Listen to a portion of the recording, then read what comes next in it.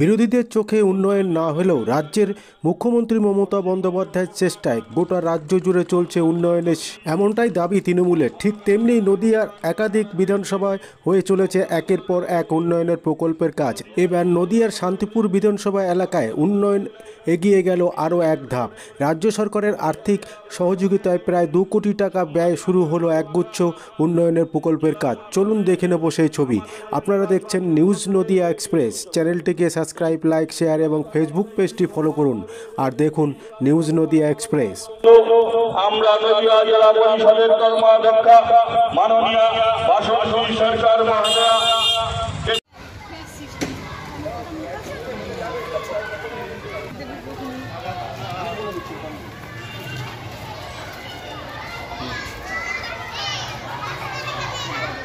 শান্তিপুরে বিধায়ক শান্তিপুরে বিধায়ক স্বাগতম।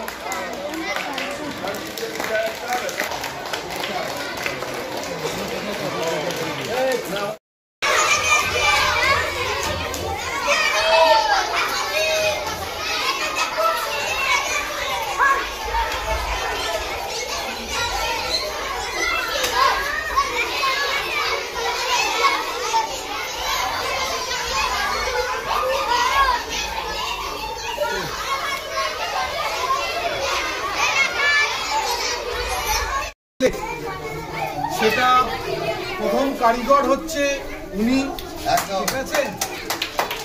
আমি অনুরোধ করেছিলাম এবং সেটা আজকে তোমরা পেলে, তোমরা এটা ভালো করে ব্যবহার করবে এবং মাস্টারমশাইদের উদ্দেশ্যে বলবো এটা অত্যন্ত আধুনিক মেশিন, আপনারা যত্নের সঙ্গে দেখভাল করবেন। যদি কোনো কিছু অসুবিধা হয় সাথে সাথে পঞ্চায়েতে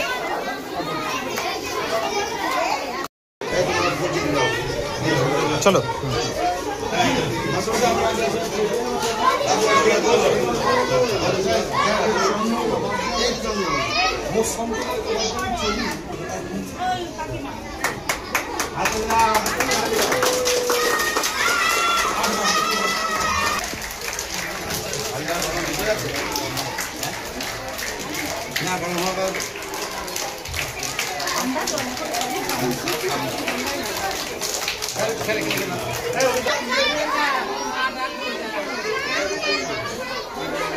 আসো বলো কথা বলো।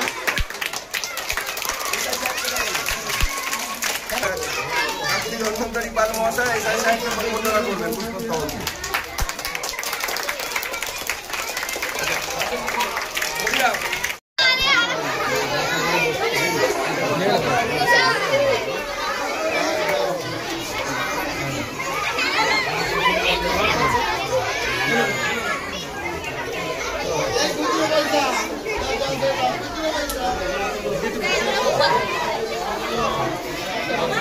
আস্তে আস্তে আস্তে আস্তে তুই একটু সরে আয়, তুই একটু সরে আয়, একটু সরে হ্যাঁ, একদম দূরে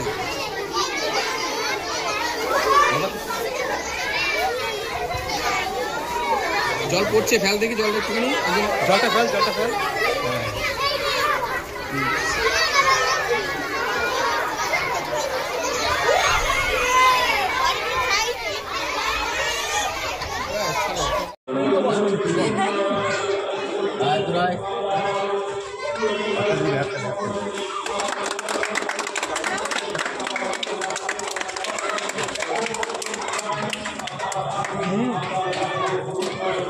জল দারুণ জল, দারুণ জল। এই গ্রিলটাকে একটুখানি কেটে দিলে হয় না?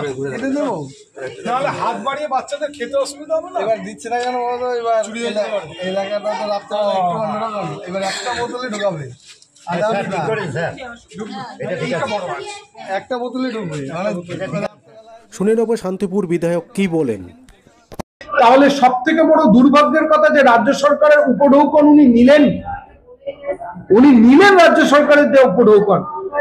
তখন তো আপনাদের ডেকে উনি বলেননি যে এই রাস্তাটা করা হয়েছে, এটা ভুল হয়েছিল, তাই আমি দাবি করেছি এইখান থেকে করতে। উনি বক্তব্যে বলছেন যে সর্বোচ্চ জায়গায় আমি ফোন করেছি। সর্বোচ্চ জায়গা মানে কোন সর্বোচ্চ জায়গা?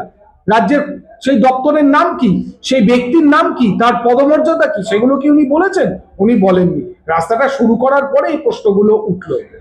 কত টাকা প্রকল্প হলো, কোন দপ্তর থেকে? এটা 1.5 কোটি টাকা মূল্যের এই রাস্তা। বিধায়ক হিসাবে রাজ্য সরকারের কাছে আমি আবেদন করেছিলাম, রাজ্য সরকার ফান্ড থেকে এটা করা হচ্ছে, PMGSY এখানে বোর্ড লাগানো আছে, দেখে নিতে পারেন। আর এটিএম ওয়াটার আমি জেলা পরিষদের আমাদের যিনি মেম্বার আছেন এখানকার, তাকে অনুরোধ করেছিলাম এই রাস্তা এবং ওয়াটার এটিএম গুলো দেওয়ার জন্য। তিনি জেলা পরিষদের ফান্ড থেকে এটি ব্যবস্থা করেছেন এবং জেলা পরিষদে আমিও জানিয়েছিলাম, কারণ আমি জেলা পরিষদের x officio member as a MLA।